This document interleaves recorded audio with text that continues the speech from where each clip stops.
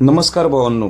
बैलगाडा क्षेत्रातील रॉकेट घोटकरांचा सर्जा, बैलगाडा क्षेत्रातील एक टॉपचाच नंदी मथुर आणि आत्ताचाच बैलगाडा क्षेत्रातील एक ताकदीचा पैलवान म्हणजे मल्हार 11-11, बैलगाडा क्षेत्रातील शॉटगन मेहरबान, या 4 टॉप नंदींचे आपण अपडेट देणार आहोत. उद्याच्या मैदानात कोणता नंदी पळेल आणि नंतर कोणता असेल, तर ह्या आपण या 4 टॉप नंदींचे अपडेट देणार आहे.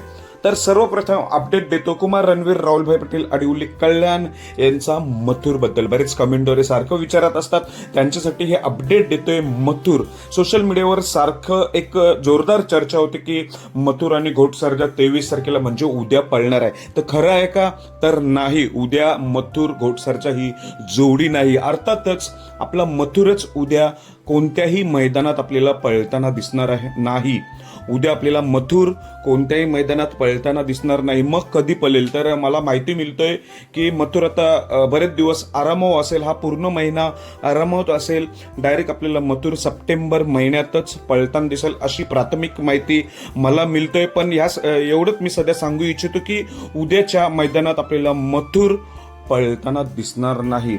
बैलगाडा क्षेत्रातील शॉटगन मेहरबान कधी पळेल? तर मालकांनी तर सांगितलंय 26 ऑगस्टला मेहरबान पळताना दिसेल. तर त्याचा पैरा असणार आहे MM नाना यांचा राजा. ही जोडी 26 ऑगस्टला मेहरबान आणि MM नाना यांचा राजा ही जोडी आपल्याला पळताना दिसणार आहे.